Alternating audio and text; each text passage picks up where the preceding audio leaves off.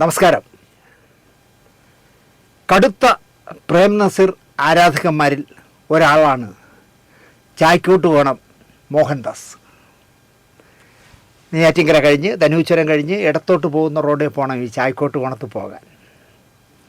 ഒരുപാട് സിനിമാ പ്രസിദ്ധീകരണങ്ങളും പത്രങ്ങളുമൊക്കെ കൈവശമുള്ള ആളാണ് ചായ്ക്കോട്ട് കോണം മോഹൻദാസ്. ഒരു തവണ ഞാൻ അദ്ദേഹത്തിൻ്റെ ശേഖരങ്ങൾ കാണാനായിട്ട് ബിനിൽ മലയിൽക്കട എന്ന ഇരട്ട പത്രപ്രവർത്തകരുണ്ടല്ലോ, അവരെയും കൂട്ടി ഇദ്ദേഹത്തിൻ്റെ വീട്ടിൽ പോയിരുന്നു. വിജയശ്രീയെ പറ്റിയൊക്കെ പലതും ഞാൻ ആ ശേഖരത്തിൽ നിന്ന് എടുത്തു. ഇന്ന് അദ്ദേഹം ഉച്ചയ്ക്ക് ഉദ്യോഗസ്ഥ എന്ന് പറഞ്ഞ കെ വേണുവിൻ്റെ സിനിമ കണ്ടുകൊണ്ടിരിക്കുകയായിരുന്നു, DVD-യിലിട്ട്. നസീർ സാറിൻ്റെ ആ സിനിമ കണ്ടുകൊണ്ടിരിക്കുമ്പോൾ അദ്ദേഹത്തിന് എന്നെ വിളിക്കണമെന്ന് തോന്നി. കുറേ നേരം പ്രേം നസീറിനെയും പത്രപ്രവർത്തകനായ മധുവൈപ്പനെയും സ്വന്തം അസുഖങ്ങളെ പറ്റിയൊക്കെ എന്നോട് സംസാരിച്ചു. ഒടുവിൽ പറഞ്ഞു, സാറേ, എനിക്ക് താങ്കളെ ഒന്ന് സഹായിക്കണമെന്നുണ്ട്. അതിനെന്താ, സഹായിക്കൂ. ഞാനിപ്പോൾ വാടക വീട്ടിലാണല്ലോ താമസിക്കുന്നത്. ചായ്ക്കോട്ട് കോണത്ത് എവിടെയെങ്കിലും തന്നെ ഒരു 10 സെൻറ്റ് സ്ഥലവും ഒരു കൊച്ചു വീടും വാങ്ങിത്തരും. സാറേ, അതിനുള്ള പാങ്ങൊന്നും എനിക്കില്ല.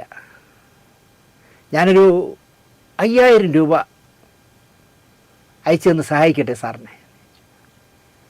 മോഹൻദാസേ, എനിക്കിപ്പോൾ സാമ്പത്തികമായ ബുദ്ധിമുട്ടുകളൊന്നും തന്നെ ഇല്ല. മാത്രമല്ല, കാശ് നൽകി ഒരാളുടെയും ആത്മാർത്ഥമായ സ്നേഹം വാങ്ങാൻ കഴിയില്ല. അത് ശരിയാ സാറേ.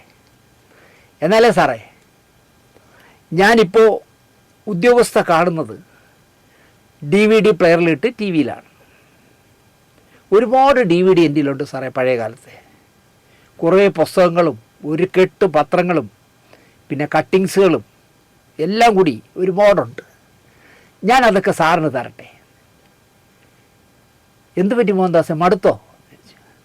ഇല്ല സാർ, ധാരാളം രോഗങ്ങളുള്ള ആളാണ് ഞാൻ. അധികകാലം ഉണ്ടാവില്ല സാർ ഞാൻ പറഞ്ഞു, മോഹൻദാസെ, മരണം ആർക്കും പ്രവചിക്കാനാവില്ല. നിങ്ങൾക്ക് മുന്നേ എന്നെ കൊണ്ടുപോകാമെന്ന് മറ്റേ കക്ഷി തീരുമാനിച്ചാലോ? ഇല്ല സാറേ, സാറൊക്കെ ഒരുപാട് കാലം ഇവിടെ ജീവിച്ചിരിക്കണം. എന്നെ ജീവന് തുല്യം സ്നേഹിക്കുന്ന മോഹൻദാസുമാരാണ് എൻ്റെ ശക്തി, എൻ്റെ ദൗർബല്യവും അവരാണ്, എന്നെ സ്നേഹിക്കുന്നവരാണ്. ഞാൻ അപ്പം തന്നെ ബിനിൽ മലയിൽക്കടയിലെ അനിലിനെ വിളിച്ചു. ആദ്യം വിനോദിനെ വിളിച്ചിട്ട് ഞാൻ അനിലിൻ്റെ നമ്പർ വാങ്ങി. നല്ലൊരു ട്യൂട്ടോറിയൽ അധ്യാപകനൊക്കെയാണ്. ബിനിൽ എന്ന് പറഞ്ഞാൽ നെയ്യാറ്റിൻകര കോർപ്പറേഷൻ, നെയ്യാറ്റിൻകര മുനിസിപ്പാലിറ്റിയിൽ ഉദ്യോഗസ്ഥനാണ്. അതുകൊണ്ട് ജോലിയില്ലാതെ റെസ്റ്റ് എടുത്ത് വീട്ടിൽ ഇരിക്കുന്ന അനിലിനെ വിളിച്ചിട്ട് ഞാൻ പറഞ്ഞു, അല്ലേ, എന്നെ നിങ്ങൾ രണ്ടുപേരും കൂടി ഒരു ചായ്ക്കോട്ട് കോണം മോഹൻദാസിൻ്റെ വീട്ടിൽ കൊണ്ടുപോയാൽ അറിയാമോ? അറിയാം, പിന്നെന്ത്. അയാളുടെ വീട് നിങ്ങളുടെ വീടുമായിട്ട് എത്ര ദൂരമുണ്ട്? 2 കിലോമീറ്റർ. ഒന്ന് അദ്ദേഹത്തിൻ്റെ വീട്ടിൽ പോയിട്ടെ എനിക്ക് അദ്ദേഹത്തിൻ്റെ 2 പടം എടുത്ത് അയച്ചു തരുമോ?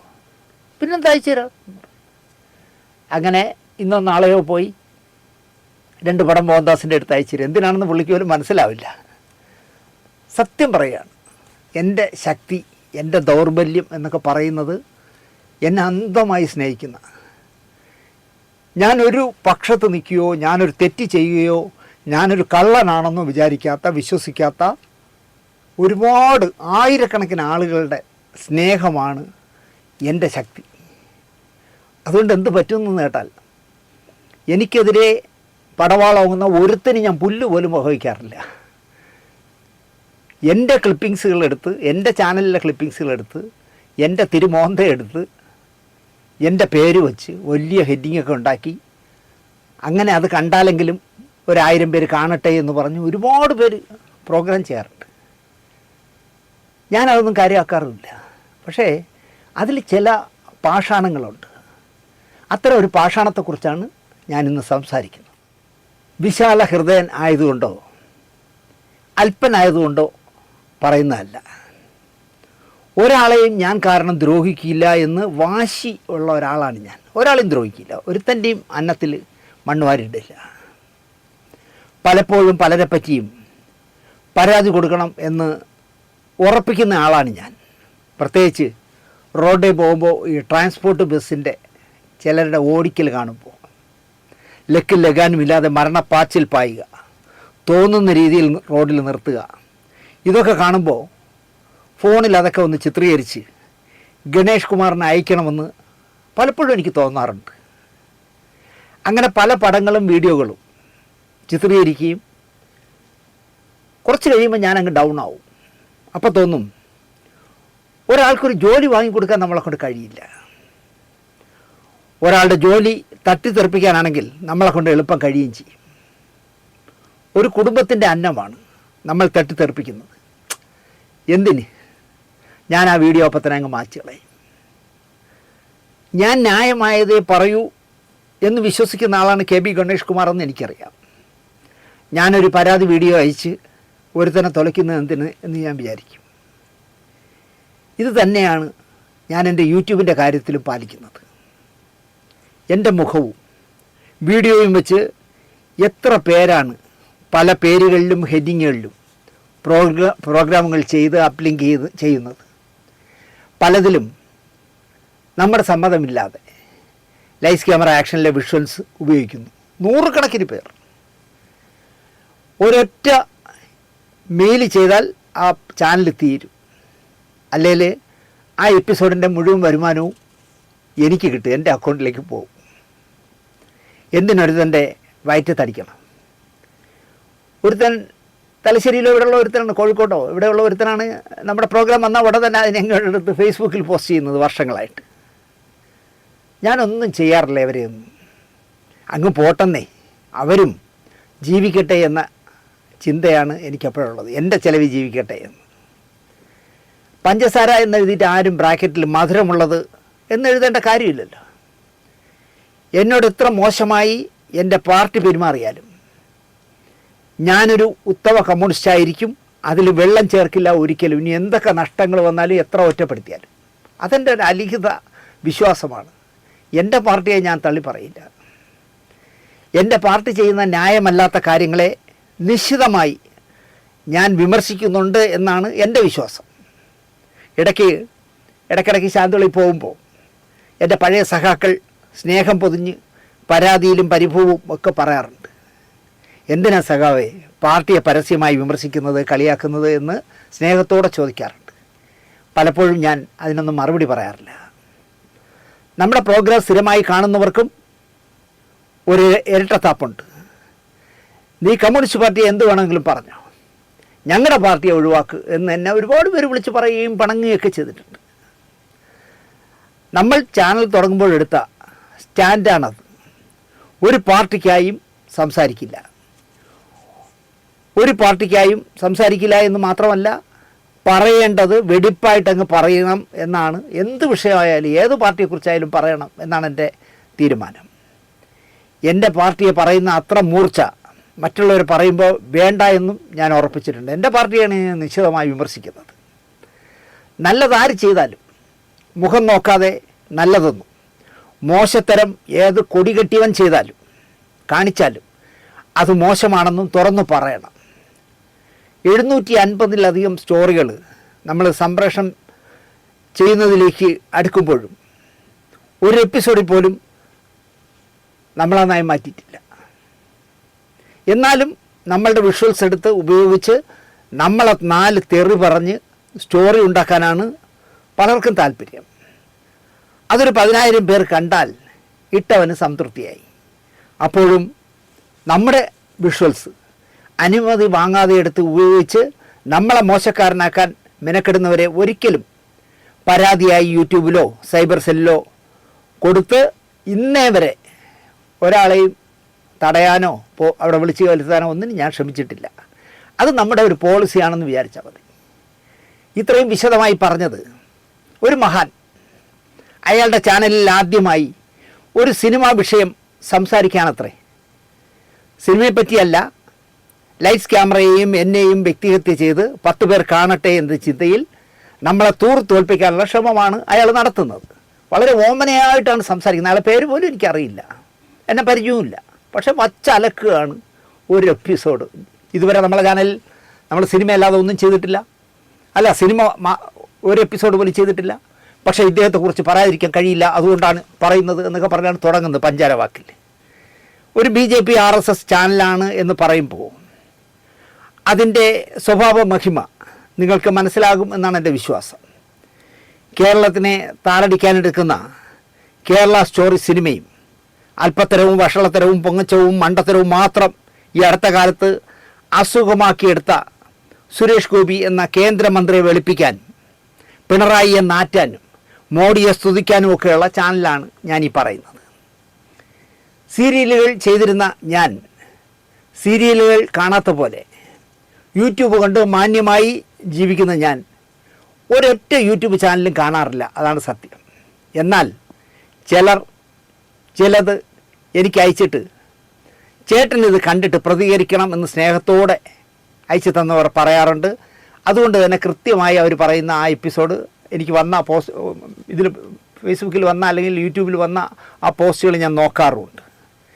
വ്യത്യസ്തമായി അടുത്ത എന്ത് കഥ സിനിമയെക്കുറിച്ച് പറയാം, കഴിഞ്ഞ 4-5 എപ്പിസോഡിൻ്റെ ഫ്ലേവർ ഇല്ലാതെ എന്തു സംസാരിക്കാമെന്ന ചിന്തയിലും വായനയിലും എഴുത്തിലുമൊക്കെ ആയതിനാലാണ് മറ്റുള്ള യൂട്യൂബുകൾ ഞാൻ കാണാത്തത്. അവർ പറയുന്ന പൊട്ടത്തരങ്ങൾ കേട്ടാൽ നമുക്കൊരു ഗുണവും ഉണ്ടാവില്ല. പിന്നെന്തിന് സമയവും നെറ്റും വെറുതെ കളയുന്നത് എന്നതാണ് എൻ്റെ ചിന്ത. സുരേഷ് ഗോപി എൻ്റെ ശത്രുവല്ല. BJPക്കാരനായതിൽ എനിക്ക് എതിർപ്പില്ല, അത് അദ്ദേഹത്തിൻ്റെ സ്വാതന്ത്ര്യമാണ്. അദ്ദേഹത്തിന് ഏതിലും പ്രവർത്തിക്കാൻ സ്വാതന്ത്ര്യമുള്ള നാടാണല്ലോ. ഇന്നത്തെ പത്രത്തിലെ ഒരു വാർത്ത അദ്ദേഹം തൻ്റെ വോട്ടർ ID ഗുരുവായൂരിലേക്ക് മാറ്റി എന്നാണ്. കഴിഞ്ഞ പാർലമെൻറ്റ് തിരഞ്ഞെടുപ്പിൽ അദ്ദേഹം തൻ്റെയും ഭാര്യയുടെയും ഡ്രൈവറുടെയും ഒക്കെ വോട്ട് തൃശ്ശൂരിലേക്ക് മാറ്റി. കഴിഞ്ഞ തദ്ദേശ തിരഞ്ഞെടുപ്പിൽ അവിടുന്ന് അതെല്ലാം കൂടെ കുറ്റിയും പറിച്ച് തിരുവനന്തപുരത്തേക്ക് മാറ്റി. അടുത്ത് വരുന്ന നിയമസഭാ ഇലക്ഷനിലേക്ക് ഗുരുവായൂരിലേക്ക് വോട്ട് ചെയ്യാനായിട്ട് മാറ്റി. രാത്രി വരെ അയ്യപ്പൻ അകത്താക്കിയതിനാലാണോ എന്നെനിക്കറിയില്ല, രാത്രിയല്ല തന്ത്രി വരെ അകത്താക്കിയത് കൊണ്ടാണോ എന്നെനിക്കറിയില്ല. അടുത്ത ജന്മം തന്ത്രിയായി അയ്യപ്പനെ കെട്ടിപ്പിടിച്ച് ഉമ്മം കൊടുക്കണം എന്ന ലൈൻ ഇപ്പോൾ സുരേഷ് ഏട്ടൻ മാറ്റി. ഗുരുവായൂർ ദേവസ്വം ബോർഡ് ചെയർമാൻ ആകണം എന്നതിലാണ് ഇപ്പോൾ അദ്ദേഹം ചെന്നെത്തി നിൽക്കുന്നത്. ജനിച്ച ജാതിയോട്, ജന്മം നൽകിയ പിതാവിനോട് ഒക്കെ അടുത്ത ജന്മത്തിൽ ഒരു ബന്ധവും വേണ്ട, എന്നെ ബ്രാഹ്മണനായി ജനിപ്പിക്കട്ടെ എന്നോ MPയും കേന്ദ്രമന്ത്രിയും ഒന്നും ആകണ്ട, ദേവസ്വം ബോർഡിൻ്റെ പ്രസിഡൻ്റായാൽ മതിയെന്നോ ആശിക്കുന്നതിൻ്റെയും അതൊക്കെ അദ്ദേഹത്തിനുള്ള സ്വാതന്ത്ര്യമാണ്, നമുക്ക് കുറ്റം പറയാനാകില്ല. MP ആയപ്പോഴും ഇതൊരു കുരിശാണെന്ന് തോന്നിയത് കൊണ്ടായിരിക്കണം ദേവസ്വം ബോർഡ് പ്രസിഡൻ്റായാൽ ഇപ്പോഴത്തെ പോലെ കരാൾക്കടയിൽ ചെന്നുള്ള ഒരു നേരിയതും പുതച്ച് ഗുരുവായൂരപ്പൻ്റെ ചുറ്റും നടന്നാൽ മതിയല്ലോ എന്ന് ചിന്തിച്ചതാണോ എന്നും എനിക്കറിയില്ല. എന്തായാലും അദ്ദേഹത്തിന് പാർലമെൻറ്റിൽ പോകുന്നതിനേക്കാളും കേന്ദ്രമന്ത്രി ആവുന്നതിനേക്കാളും ഇപ്പോൾ ഗുരുവായൂരിലെ പ്രസിഡൻ്റ് ആകണം. അതൊക്കെ അദ്ദേഹത്തിൻ്റെ ശരികളാണ്. ഞാൻ സുരേഷ് ഗോപിയുടെ ശത്രുവോ വൈരാഗ്യം വെച്ച് പുലർത്തുന്നവനോ CPMനെ പ്രത്യേകിച്ച് സഖാവ് VSനെ അന്ധമായി സ്നേഹിച്ചിരുന്നിട്ട് BJPയിൽ പോയതിനാൽ അതിൻ്റെ നീരസമോ ഉള്ള ആളല്ല. അതൊക്കെ ആപേക്ഷികമാണ് എന്നാണ് എൻ്റെ നിലപാട്. സുരേഷ് ഗോപി നല്ലത് ചെയ്തപ്പോഴൊക്കെ അതിനെ പരസ്യമായി പിന്തുണച്ച ആളുമാണ് ഞാൻ. 35 വർഷത്തെ നല്ല അടുപ്പമുണ്ട് അദ്ദേഹവുമായിട്ട്. ഇന്നലെ BJPയിൽ വന്നപ്പോൾ കാണിക്കുന്ന കപട സ്നേഹമല്ല എനിക്കുള്ളത്. ഇപ്പോൾ BJPക്കാർ അദ്ദേഹത്തെ ഈ പറഞ്ഞ ഈ ചാനലിൽ നിന്ന് സംസാരിക്കുന്നവനടക്കം അദ്ദേഹം ഒന്ന് BJPയിൽ നിന്നൊന്ന് മാറട്ടെ, പിറ്റേ ദിവസം തള്ളാക്കി വിളിച്ച് കണ്ണപ്പൊടിക്കും. മേജർ രവി P രാജീവിൻ്റെ എന്തോ ഒരു ഇലക്ഷന് പോയി പ്രസംഗിച്ചു എന്ന് പറഞ്ഞിട്ട് മേജർ രവിയുടെ അമ്മയും അച്ഛനെയും ചേർത്ത് എത്രയാ തെറി വിളിച്ചത് അവന്മാർ. അത്രേ ഉള്ളൂ അവന്മാരെ. ഈ സുരേഷ് ഗോപി കരുതും ഇവനൊക്കെ ജീവൻ തരും എനിക്കെന്ന് പറഞ്ഞ് നടക്കുകയാണ്. എന്തെങ്കിലും ഒരു എന്താ പറയുക അഭിപ്രായ വ്യത്യാസം കൊണ്ട് ഞാൻ ഇനി ഇതിൽ വർക്ക് ചെയ്യാനില്ല എന്നൊന്ന് പറഞ്ഞു നോക്കൂ. ആ താമരസിംഹനെയൊക്കെ വിളിച്ചതിൻ്റെ 100 ഇരട്ടി സുരേഷ് ഏട്ടൻ തെറി കേൾക്കേണ്ടി വരും. അത്രേ ഉള്ളൂ. പക്ഷേ അവന്മാർ ചാനലിൻ്റെ മുന്നിൽ മൈക്കിൻ്റെ മുന്നിലൊക്കെ നിന്ന് വലിയ വാചകങ്ങൾ അടിക്കും. സുരേഷ് ഗോപി നല്ലത് ചെയ്തപ്പോൾ ഒക്കെ അതിനെ പരസ്യമായി പിന്തുണച്ച ആളാണെന്ന് ഞാൻ പറഞ്ഞല്ലോ. അദ്ദേഹത്തിൻ്റെ ലക്ഷ്മി മോള് അപകടത്തിൽ നഷ്ടപ്പെട്ടപ്പോഴും SUTയിൽ അദ്ദേഹം രോഗിയായി കിടക്കുമ്പോഴും ഒക്കെ ഞാൻ പോവുകയും ആശ്വാസവചനങ്ങൾ പറഞ്ഞവനുമാണ്. അത് അദ്ദേഹത്തിന് അറിയാം. ആ സ്നേഹം അദ്ദേഹത്തിൻ്റെ മനസ്സിലെങ്കിലും ഉണ്ടാവും. അതൊക്കെ തികച്ചും എൻ്റെ സ്വകാര്യമാണ്. അദ്ദേഹം കാണിക്കാൻ പാടില്ലാത്ത ഷോ കാണിക്കുമ്പോഴും വളരെ മ്ലേച്ഛമായ പദപ്രയോഗങ്ങൾ പിണറായി അടക്കമുള്ളവരെ പറയുമ്പോഴും ഞാൻ വിമർശിച്ചിട്ടുണ്ട്, ഇനിയും വിമർശിക്കുകയും ചെയ്യും. ഇനി ഏവനൊക്കെ എന്തൊക്കെ പറഞ്ഞാലും ശരി, ഇനിയും വിമർശിക്കും അങ്ങനെ പറഞ്ഞാൽ. ഇപ്പം തന്നെ ഈ അടുത്ത കാലത്ത് കണ്ടില്ലേ, ആമ മുട്ട തേങ്ങ എന്നൊക്കെ പറഞ്ഞില്ലേ, കേട്ടോടാ മറ്റവനെ എന്നൊക്കെ പറഞ്ഞില്ലേ. ഇതുപോലെ പറയുന്നതിനെ വിമർശിക്കരുതെന്നാണ് ഈ ചാനലിലെ അവതാരകൻ പറയുന്നത്. കക്ഷിയുടെ പേരെനിക്കറിയില്ല. സുരേഷ് ഗോപി ചേട്ടാ എന്നാണ് ഞാൻ അദ്ദേഹത്തെ വിളിച്ച് ശീലിച്ചത്. ഇപ്പോഴും ആ വിളി തുടരുന്നു. മംഗളം ചാനലിലെ വാർത്താ അവതാരകനായിരുന്ന SP പ്രദീപ് ലോറി ആക്സിഡൻറ്റിൽ ലോറിയിൽ അടിപ്പെട്ട് സ്പോട്ടിൽ മരിച്ചല്ലോ. പ്രദീപിൻ്റെ മൃതശരീരം പള്ളിച്ചലുള്ള വീട്ടിലേക്ക് കൊണ്ടുവരുമ്പോൾ അവസാനമായി ഒന്ന് കാണാനായി ഞാനവിടെ നിൽക്കുകയായിരുന്നു. അപ്പോൾ കാണാം രാജ്യസഭാ MP ആയ സുരേഷ് ഗോപി വരുന്നു. ഒരുപാട് നേരം തിരിച്ചു പോകുമ്പോൾ ഒരുപാട് നേരം എന്നോട് സംസാരിച്ചിട്ടാണ് അദ്ദേഹം പിരിഞ്ഞത്. കൂടെ വന്നിരുന്ന എർത്തുകളെ പോലും അദ്ദേഹം മാറ്റി നിർത്തി. കുറച്ച് ദൂരെ പോയിട്ട് ഞങ്ങൾ രണ്ടുപേരും മാത്രമായിട്ടാണ് കാര്യങ്ങൾ സംസാരിച്ചത്. ഞാൻ പറയാൻ വന്നത്, VS പോലെ തന്നെ പിണറായി വിജയനോടും നല്ല ബന്ധം സുരേഷ് ഗോപിക്കുണ്ടായിരുന്നു. വിജയേട്ടനെന്ന് മുഴുവൻ വിളിക്കില്ലായിരുന്നു. രാജ്യസഭാ MP ആയതോടെ ടോണങ്ങ് മാറി, അണികൾക്ക് കൈയടിക്കാനായി. അതിൻ്റെ ബാക്കിയാണ് ഈ മറ്റേ മോനെ, ആമ മുട്ട, ആമ തേങ്ങ എന്നൊക്കെ പറയുന്നത്. അതുകൊണ്ടാണ് എനിക്ക് അടുത്ത കാലത്ത് മരിച്ചുപോയ PP മുകുന്ദൻ ചേട്ടനുമായി നല്ല ആത്മബന്ധം ഉണ്ടായിരുന്നു. എൻ്റെ രാഷ്ട്രീയം ഭംഗിയായി മുകുന്ദേട്ടൻ അറിയാം. മരിക്കും വരെ ഞാനത് മുകുന്ദേട്ട എന്നല്ലാതെ മാറ്റി വിളിച്ചിട്ടില്ല. അപ്പം കാണുന്നവനെ അപ്പാന്ന് വിളിക്കുന്നവന്മാരാണെന്ന് ഇങ്ങനെ ടോണൊക്കെ മാറ്റി വിളിക്കുകയൊക്കെ ചെയ്യുന്നത്. എങ്ങനെ വിളിക്കാൻ കഴിയുമെന്നാണ് ഞാൻ ആലോചിക്കുന്നത്. എനിക്ക് മുകുന്ദേട്ടനെ അങ്ങനെ അല്ലാതെ വിളിക്കാൻ പറ്റുമോ? ഞാനൊരു പ്രോഗ്രാമിൻ്റെ, നമ്മുടെ പൈനീർ എന്ന് പറഞ്ഞ പത്രത്തിലെ ഇപ്പോൾ വർക്ക് ചെയ്യുന്ന തെഹൽക്കയുടെ വാർത്തകളൊക്കെ പുറത്തുകൊണ്ടുവന്ന ഒരു ഗോപികൃഷ്ണനുണ്ട് ഡൽഹിയിൽ. ഗോപികൃഷ്ണന് ഒരു അവാർഡ് കൊടുക്കുന്ന ചടങ്ങിൽ ഞാനായിരുന്നു അധ്യക്ഷൻ.